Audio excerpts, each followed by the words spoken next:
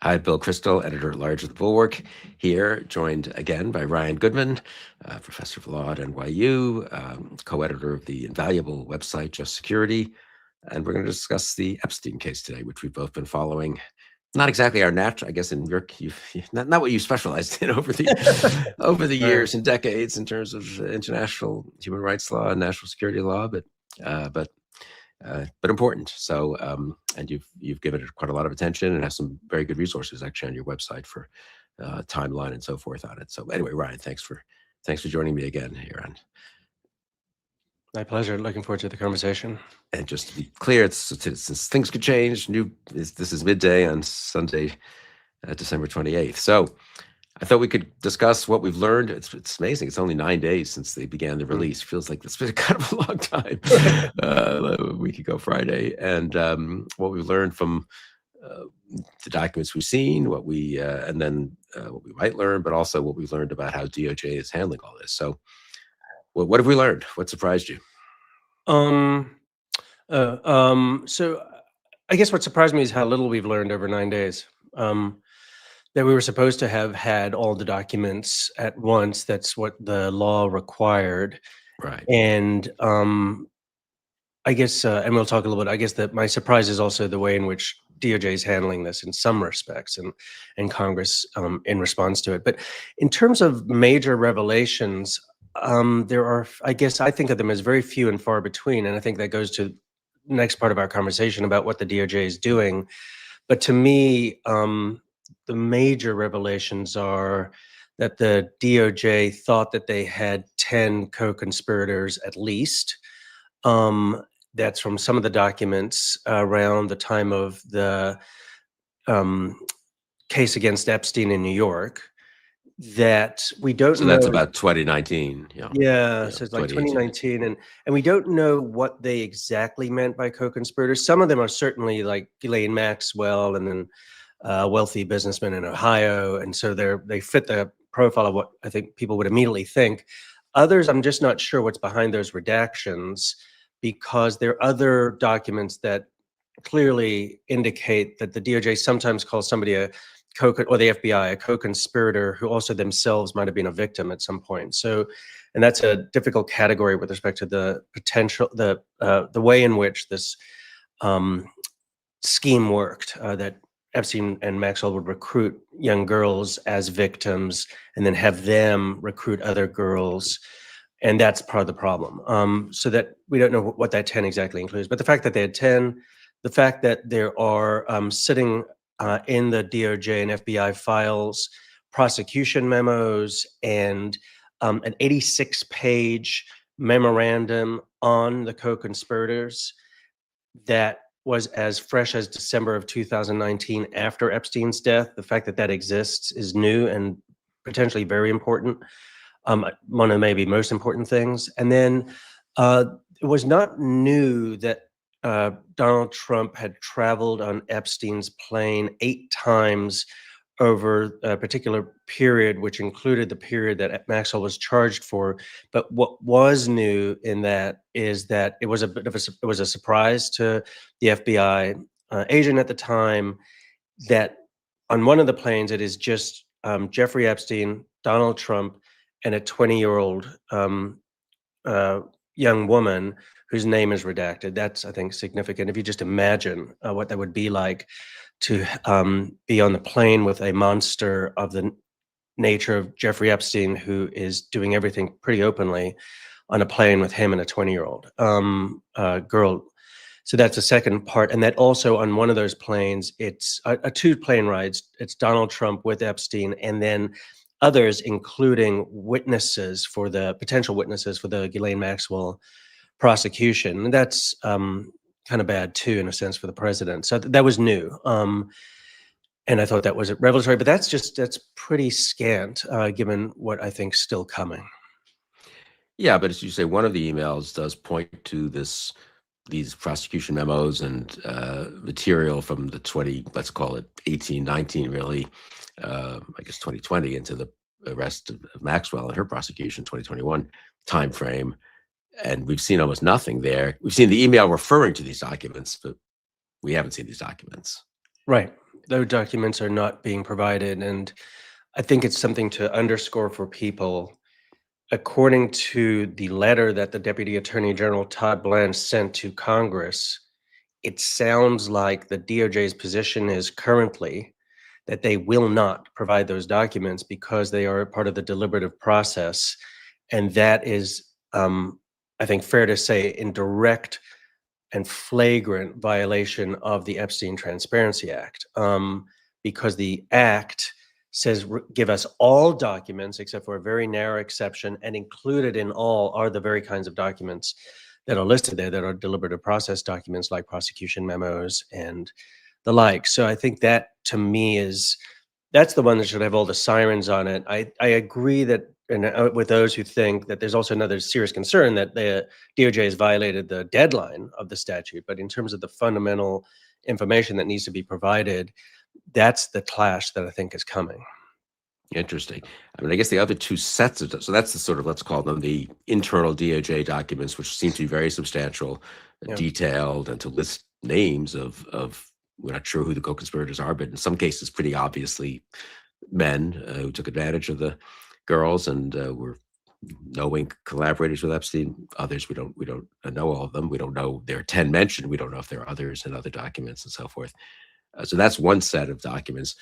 I guess other people have talked before had expected to see the 2007, 2008 Florida prosecution memos, and I think it's a draft indictment, which ends up getting mooted by the cushy plea deal that Epstein negotiates with Acosta. We haven't seen those at all, I don't think, right? Right, and those are on the top of the list of Representative Massey and Representative Khanna. They've mentioned that from the get-go, that they and the victims want those documents from Florida.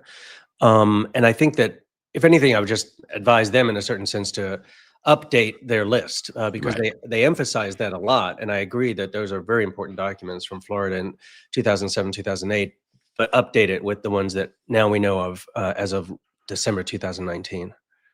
And then the third tranche, it seems to me, maybe, I'm sure there are more than three, but the people mentioned from the beginning are the witness, the victim statements to the FBI, none of which this is sort of what the victims were focused on, I think, getting released. They obviously wanted certain things redacted. There was no controversy about that, but they wanted people to see what had happened. And there've been none of those that I know of.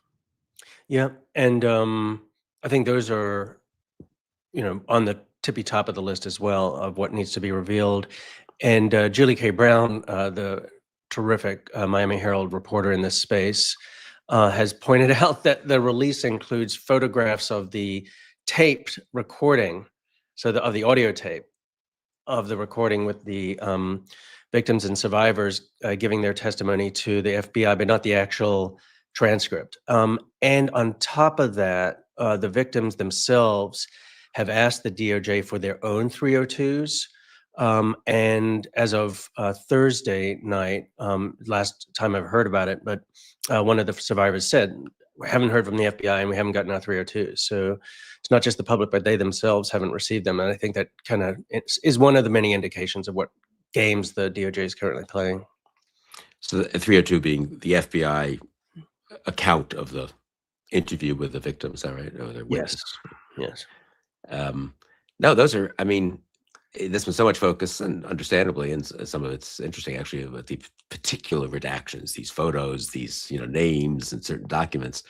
But in a way, that's a little bit forest and trees, right? I mean, the forest is they're these massive documents that everyone understands to be central to the cases, and also the case or cases in regard to Epstein and Maxwell, the two Epstein cases, I guess.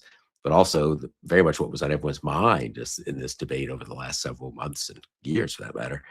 They're major documents and sets of documents that haven't been released. You think, well, so we'll get to just one more.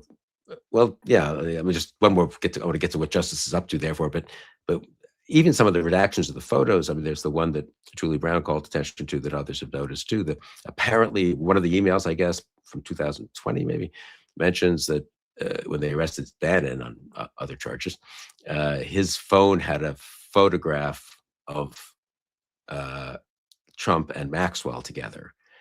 Unclear whether it's a recent photo. I mean, Bannon wasn't really involved in all this in the early years, so do we know of? I don't think so.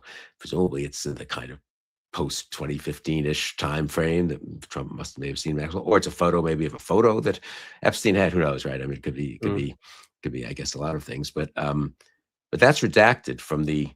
There's an email that says, I think it's from one FBI agent to another, or maybe to a prosecutor, saying, here's a photo we came across, might be interesting, might be useful for you anyway.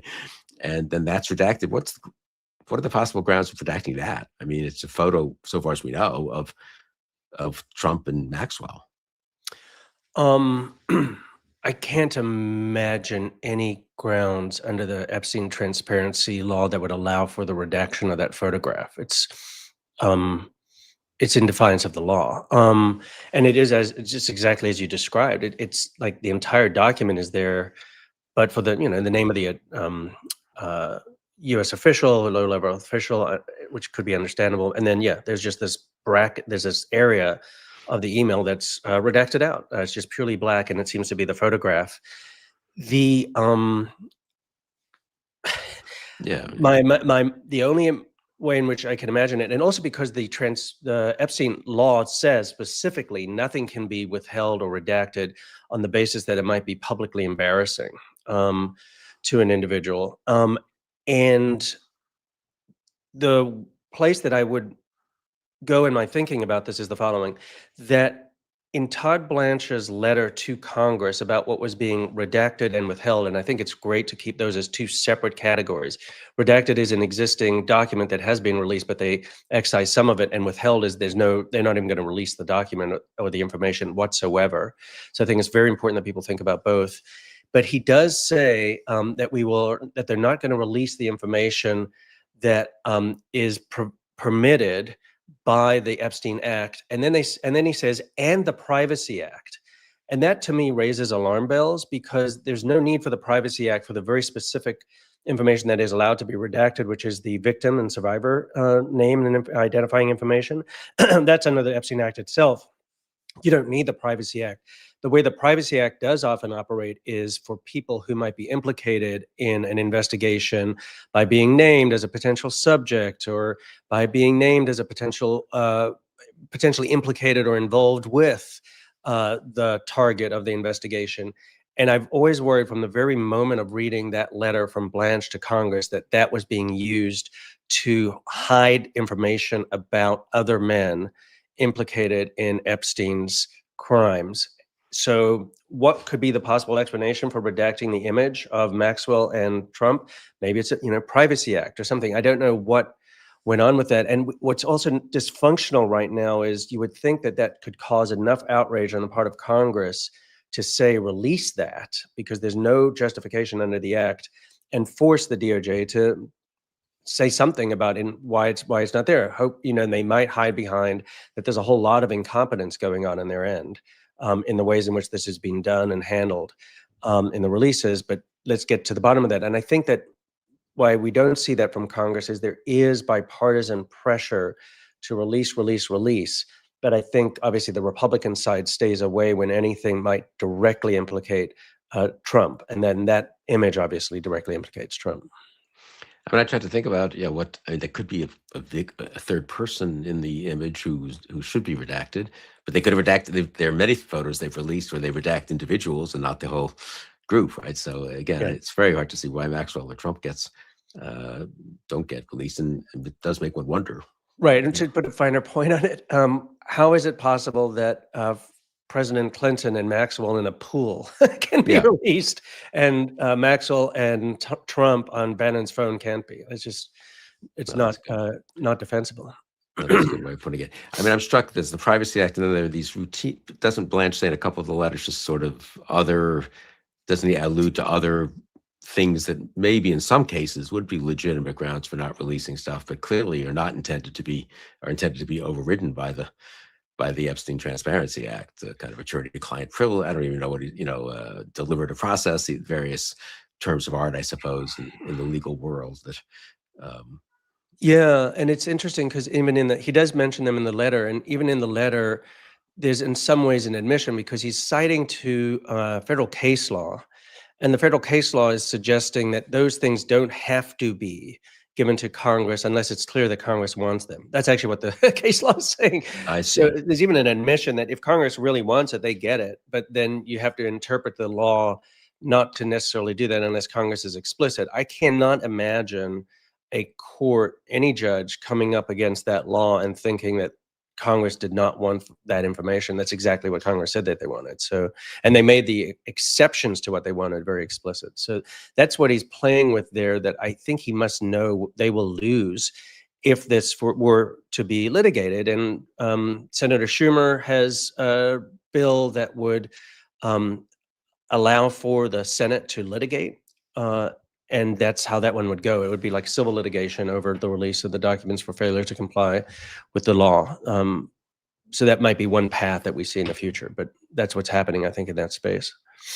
Now, there are still lots of documents to come, even by the Justice Department's own account. So maybe some of the stuff will get released or unredacted, as some other things have been. Or, but yeah, I guess we'll see. I mean, what they have sort of, it's a little misleading, I think, the first 9-10 days here, because Congress has been out. I don't know that that was any great dark conspiracy. I think that really was perhaps an accident when the bill got, when the discharge petition got done. They had 30 days written in, and 30 days turned out to be just the beginning of Christmas break, or they accelerated it a bit to make sure it was the beginning. But they do come back on January 5th, and at that point, I don't think it'll be interesting to see sort of how much. Certainly, Ro Khanna and Thomas Massie and others have been on TV complaining, but we'll see how much broader that complaint is, and whether it spills over from Democrats to Republicans. So that's one development to look for, I guess, right in early mid-January. But we will get, they're saying we'll get more releases, right? Well, so what do you make of that? I mean, what do you make of this 1 million pages or something that seemed to have allegedly showed up 3 or 4 days ago? Yeah. So in the date that the deadline hit, Todd Blanche said on a morning TV show that it would take a couple of weeks until they released everything. Right. And then that couple of weeks would basically run until he said, I think until the end of the year. So that is, but that's just rhetoric. I mean, he's not, it's not any kind of official commitment. So that was originally the baseline that he had set. And that's prior to, in the last 48 hours, this idea that the Southern District of New York, which prosecuted Epstein and Maxwell, has newly discovered, I guess much to their amazement, that they have 1 million more documents that are potentially responsive to Congress. It's to me, it's so puzzling as to what to make of it, because there is this background understanding that the way in which DOJ has handled this, there's so many ways in which it's being incompetent. And incompetence might also be a product of lack of staffing.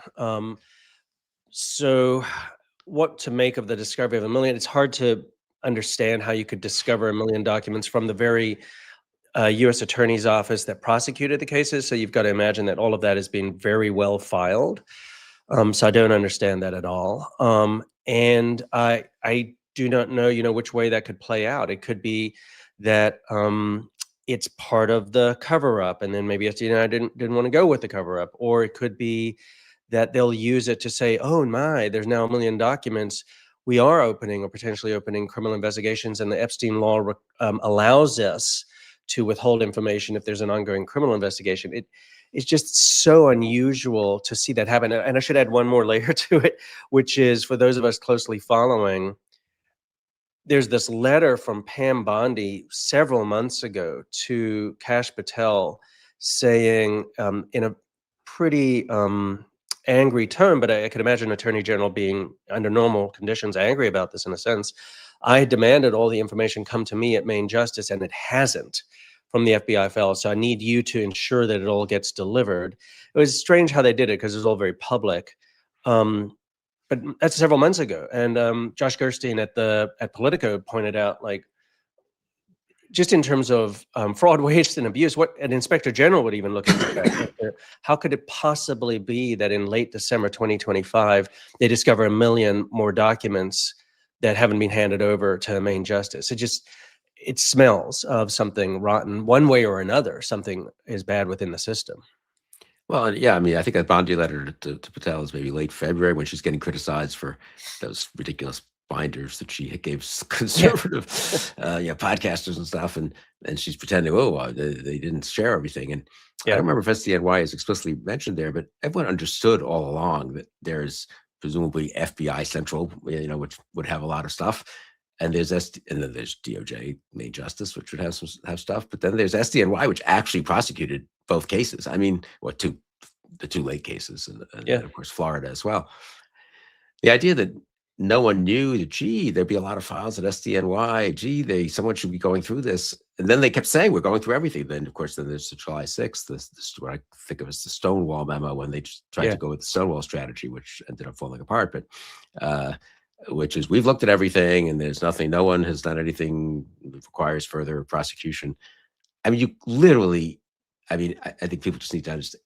I'm not a lawyer. I've never worked at any of these places, but I don't know the centrality of SDNY, the notion that we looked at everything, but we happen to miss SDNY would be like looking, I don't know, just like the single most obvious place where the documents are. And they're professional. They know they're there, and FB's and Main Justice knows they're there. There's no mystery about this. I assume they have all kinds of protocols when they prosecute a case of how they file the stuff and how they keep it afterwards, and whether they share it with Main Justice. They presumably don't in routine cases and just keep it in their own files. I don't know. It is really astounding. I think. Yeah, yeah, absolutely. And I'd already make one friendly amendment to what you said, which is the Stonewall memo says they don't have any evidence, not just to prosecute, but just to conduct investigations, which is Right. such a low threshold.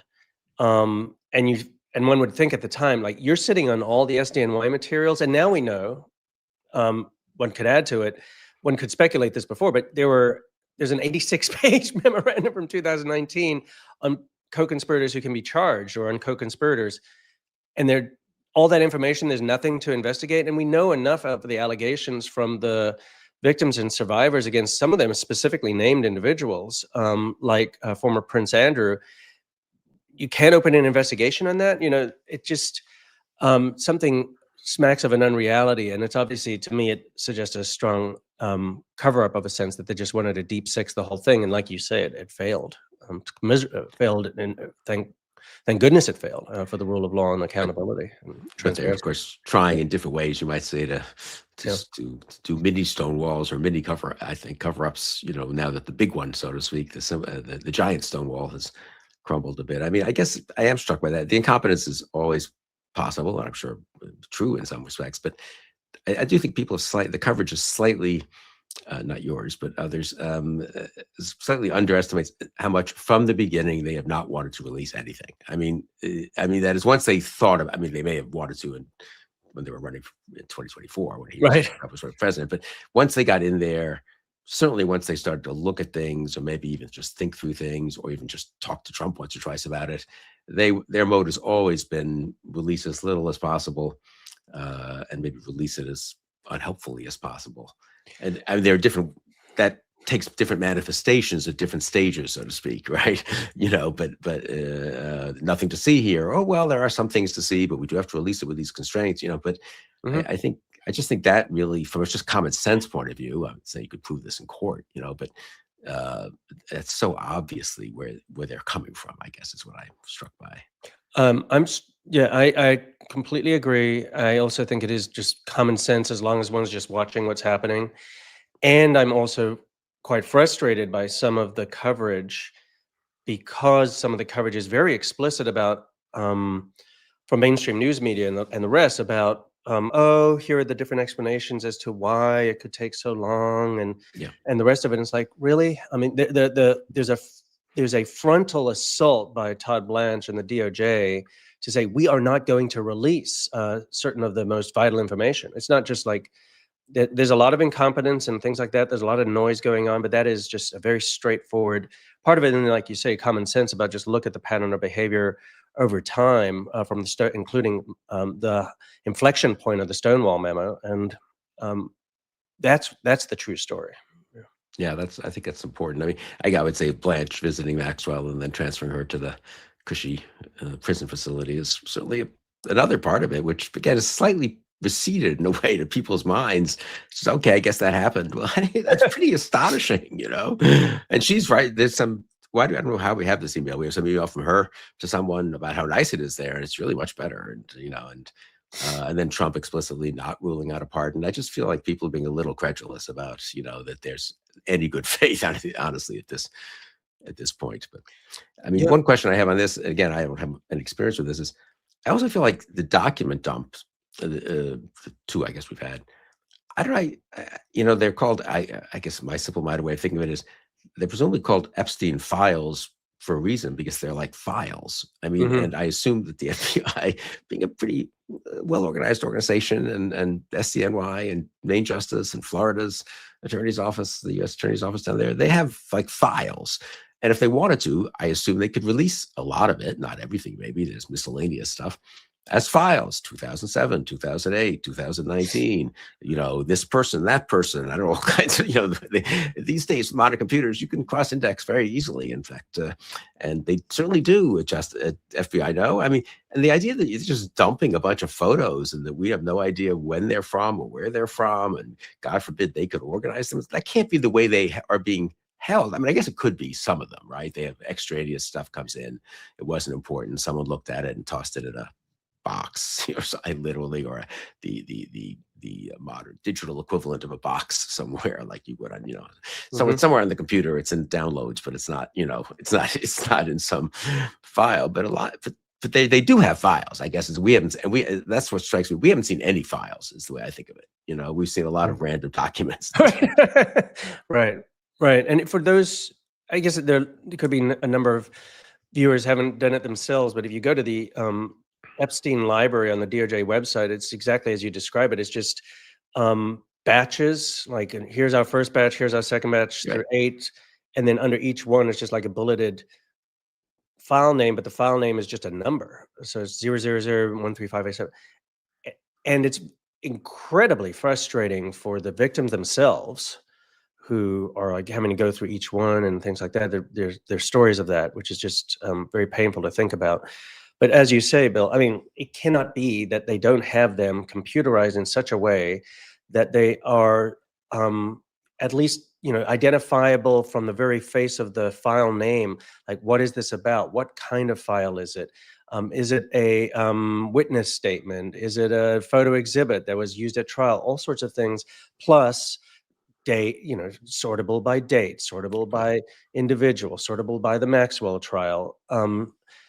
And that's deeply problematic. And the way in which it's done, it makes it very hard for it to be transparent and for media and individuals to even understand what's happened here. Let alone that, you know, when they first released it, it wasn't even really searchable, and the law requires that it be searchable. Now it is searchable in a sense, but it's avoiding giving Americans the information that is statutorily required by a Congress that voted for it almost unanimously. Right, and it does get back to this massive stuff they just not released, let alone the Yeah, messy way in which they release a lot of this material.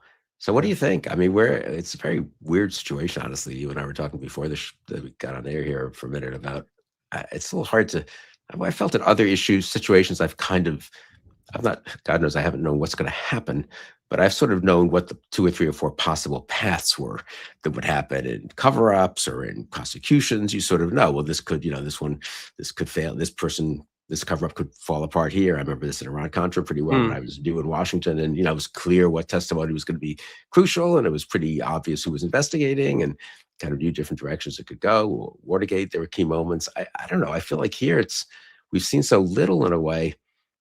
I don't know what's going to happen over the next month. Do you think, is this sustainable? Could it possibly be that a month from now we'll be sitting around and Congress will be doing nothing, or at least maybe filing some civil lawsuit that could take a long time to get the most obvious documents that everyone has agreed are necessary to understand what's happened? Or will they have to cough it up, or will they cough it up anyway in the next couple of weeks? It's just they're off to a slow start. I mean, I don't know. Where do you think we are in this?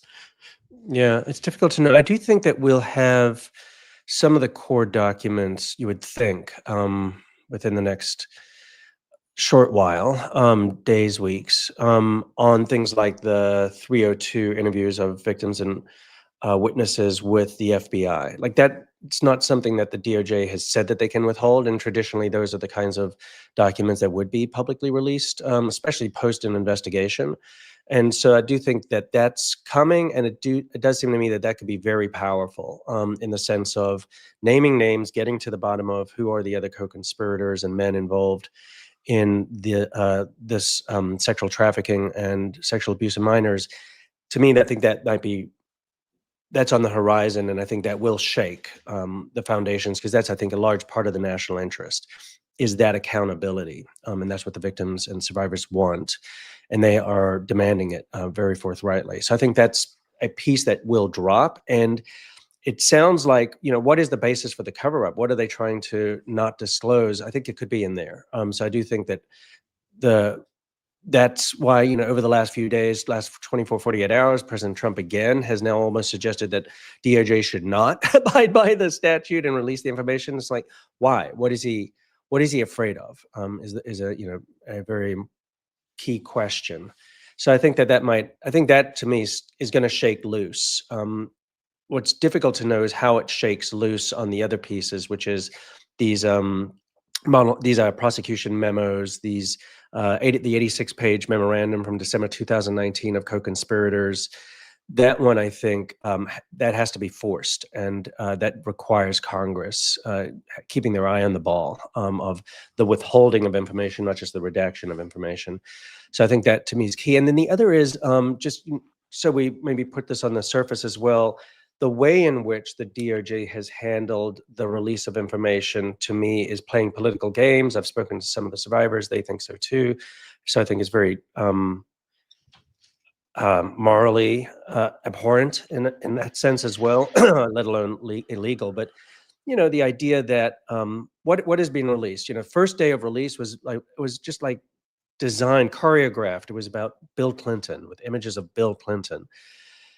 And if Bill Clinton did things wrong, then he too should be held accountable. But that's the only real, other man that's involved with the victims and survivors, or with Epstein's affairs that's being released. It's that one. And then the next stage of releases are basically fraudulent documents. So to the point that I think, in my mind, I've wondered, is DOJ specifically releasing documents that will try to discredit people that are scouring these things, like the letter from Epstein to Larry Nassar that almost looks like a confession of a suicide and implicating Donald Trump, and then it's proven to be pretty obviously fake. Why release that? And surely to goodness the DOJ knew at the time, or maybe release it, sorry, but identified as being fake. They surely knew that in December of 2025 that was fake. There was an entire Inspector General investigation on Epstein's death. Surely they knew that letter was fake. And then there's another like FBI tip.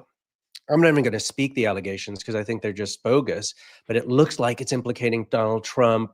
But if you read deeper into it, it just looks like a person who's got baked up conspiracy theories. And that's part of the second tranche that's being released. It just seems deeply suspicious to me in the way in which this is being orchestrated. And of course, the DOJ makes disparaging comments about Bill Clinton because he's in an image with Epstein and a redacted young girl or a young woman or a minor.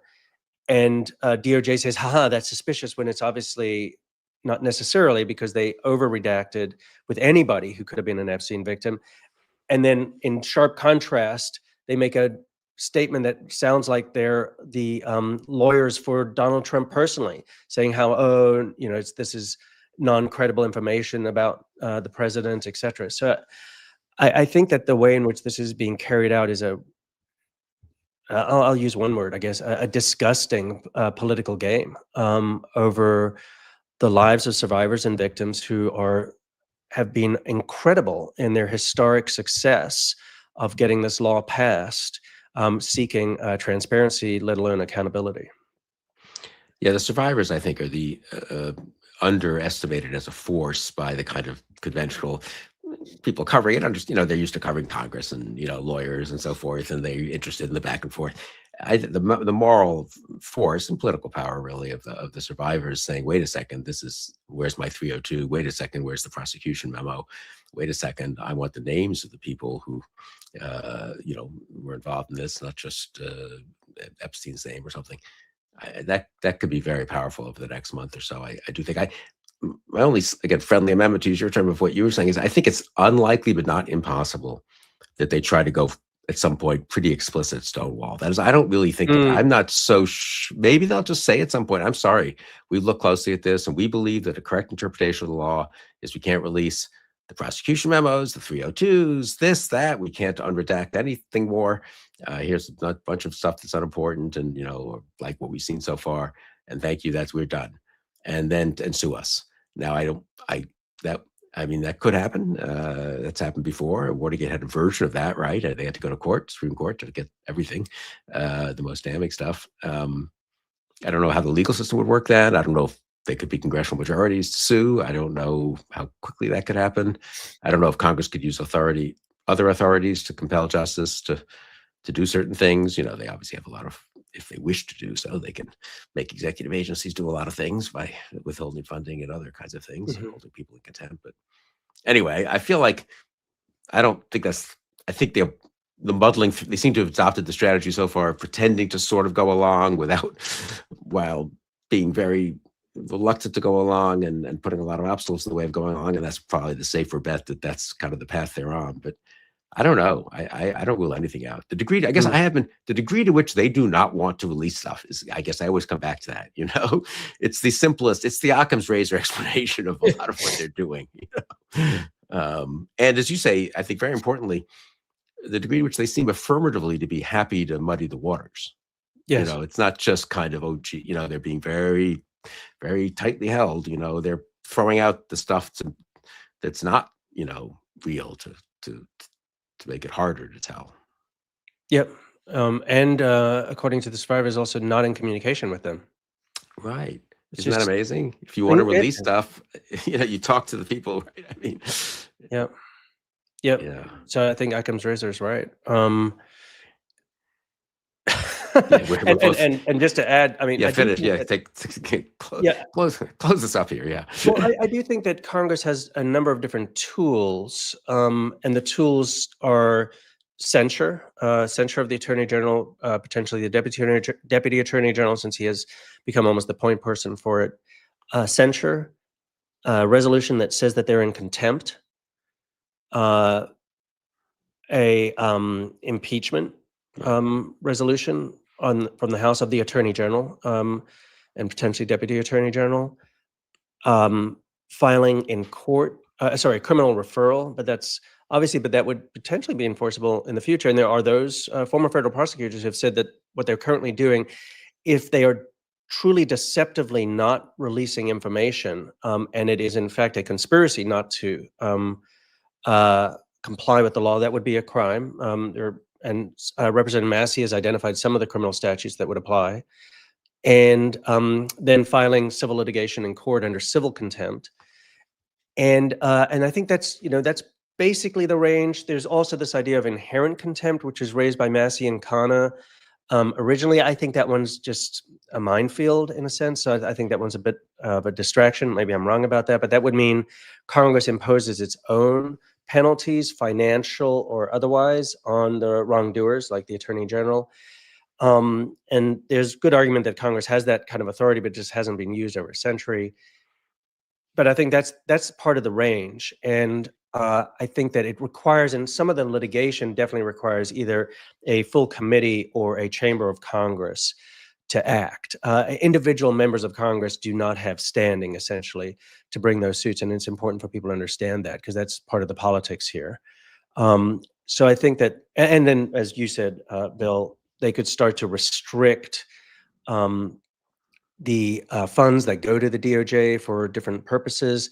That's kind of what happens with the boat strike of the two survivors, that the legislation does get passed that says that the Congress will limit the Secretary of Defense's travel budget if he does not provide to the Armed Services Committee the video. And lo and behold, as that legislation is about to be passed and was passed, he provides the video in full to the committees. So that kind of leverage can potentially work, especially because Congress holds the purse strings. And this is one in which there does seem to be a significant bipartisan pushback against stonewalling on the part of the DOJ. Yeah, it's not good. This thing is not.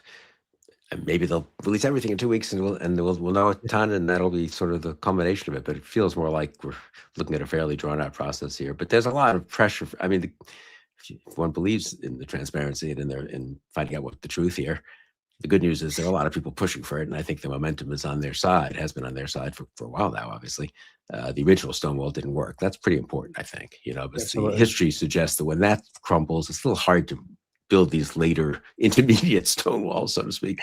On the other hand, they have a lot of tools to continue obfuscating and stonewalling too. So, and they control the executive branch in a way that Nixon didn't control the Justice Department, obviously, in Watergate, and Reagan didn't control things, had independent commissions and Iran-Contra and so forth. So, yeah, this will be a big story in 2026, not just 2025, I think, right?